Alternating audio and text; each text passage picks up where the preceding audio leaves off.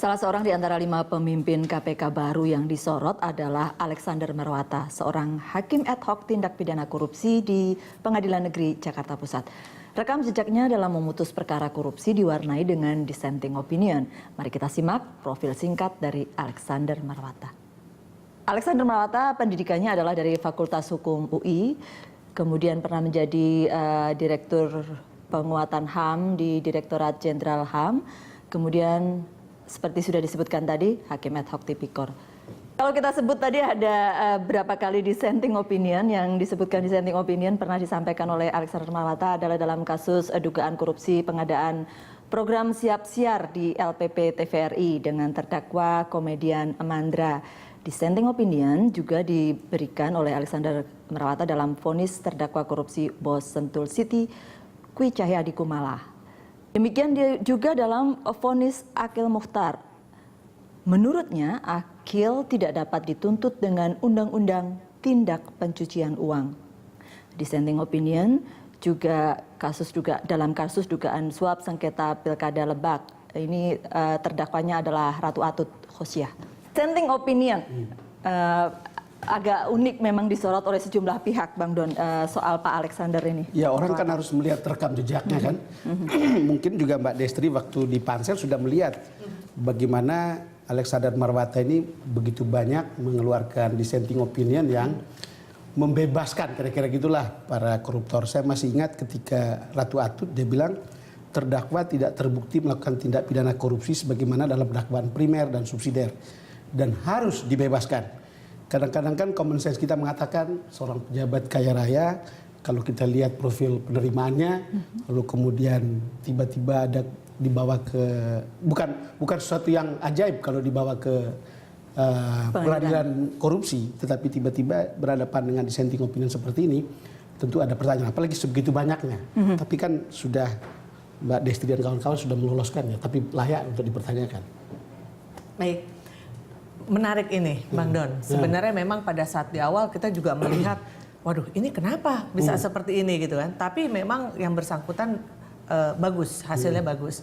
Dan kemudian dari makalah yang dibuat, kemudian juga dari profile assessment yang dibuat, kita melihat bahwa orang ini punya suatu karakter.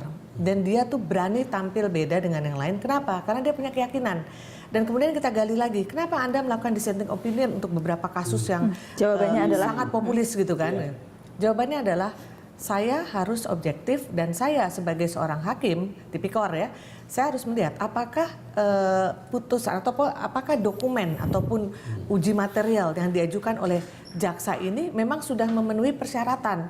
Karena dia melihat banyak sekali kasus-kasus yang diajukan tapi tidak dilengkapi dengan alat bukti yang konkret, kemudian juga masih ada hal-hal administrasi juga yang kurang. Dan kemudian kami lihat lagi dissenting opinion dia apakah hanya membela koruptor? Ternyata tidak. Itu menariknya Bang Don. Jadi dia juga justru membela beberapa tokoh-tokoh kita yang mereka diajukan ke pengadilan padahal dia tidak melakukan satu korupsi. Misalnya gitu ya. Contohnya lah ada Dirut Merpati, mantan Dirut Merpati. Kemudian ada juga PLN gitu. Jadi hal-hal itu yang akhirnya kami melihat bahwa orang ini punya suatu karakter gitu. Dan kita butuh orang seperti ini. Pertama, supaya apalagi kalau kita kan nanti KPK itu kita harapkan jangan ada itu SP3 gitu.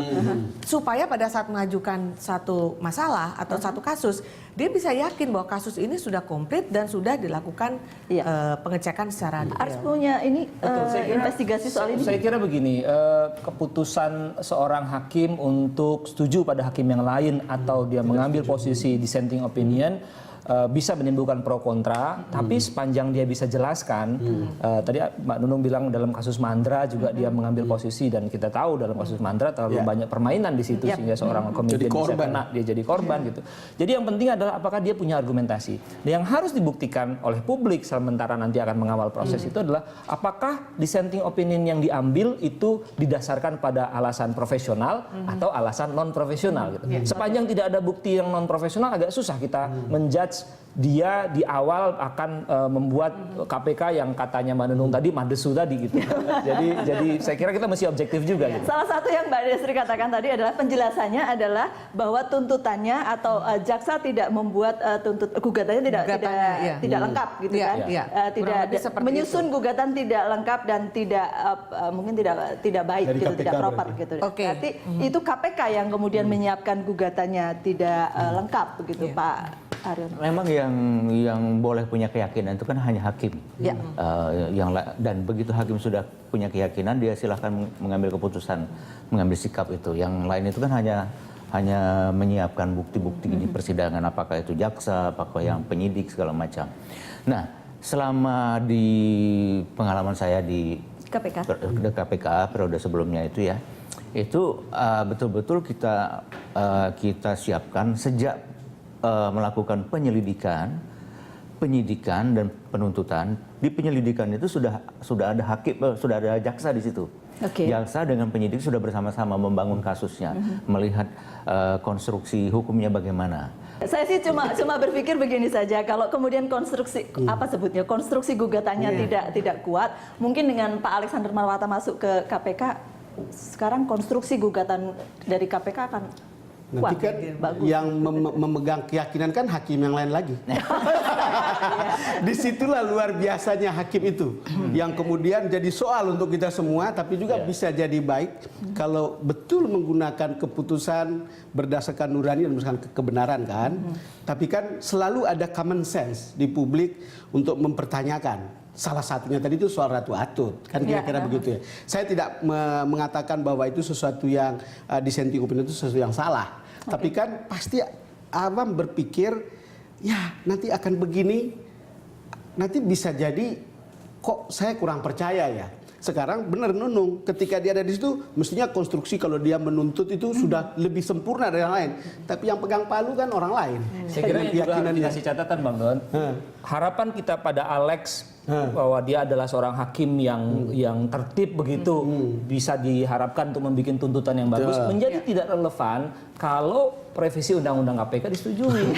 Yakni KPK tidak bisa lagi menuntut. Ya kan useless sebetulnya. Itu kita mau suruh apa ini Pak Alex ini gitu kan. Nah, ini yang mesti kita pikirkan Revisi juga. dalam waktu dekat loh. Itu dia. Dan Pak Alex itu dua loh dia itu. Dia juga auditor yang kuat, dia juga background hukum yang kuat.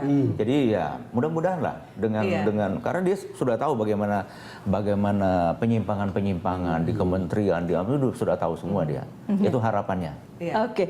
Sebenarnya tadinya banyak orang membayangkan ketua KPK nantinya juga ketua KPK ini yang dipilih kemarin itu mestinya berpikirnya orang yang punya, kalau kita bilang tadi Pak Alexander Marwata gitu atau Ibu Basaria, orang-orang seperti itu yang sudah bergelut di bidang hukum cukup lama, gitu. beracara begitu istilahnya. Tetapi kan kemudian Komisi 3 memilih Pak Agus.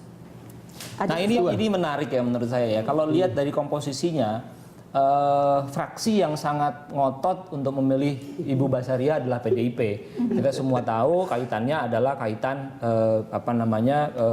keinginan mereka untuk memasukkan ini karena ada sponsor dari kepolisian.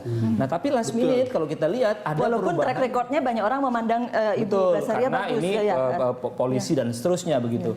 Tapi kemudian kita lihat dalam pemilihan ketua KPK berbalik menjadi Pak Agus. Nah, saya kira ada yang menarik di sini, yakni ternyata PDIP itu tidak berhasil. Ya ini juga permainan politik di Komisi 3. PDIP tidak berhasil membawa aspirasinya. Di Kamis sepekan sebelum pemilihan itu ada sebuah pertemuan di Gedung Nusantara kalau saya tidak salah yang memastikan ada 3 paket.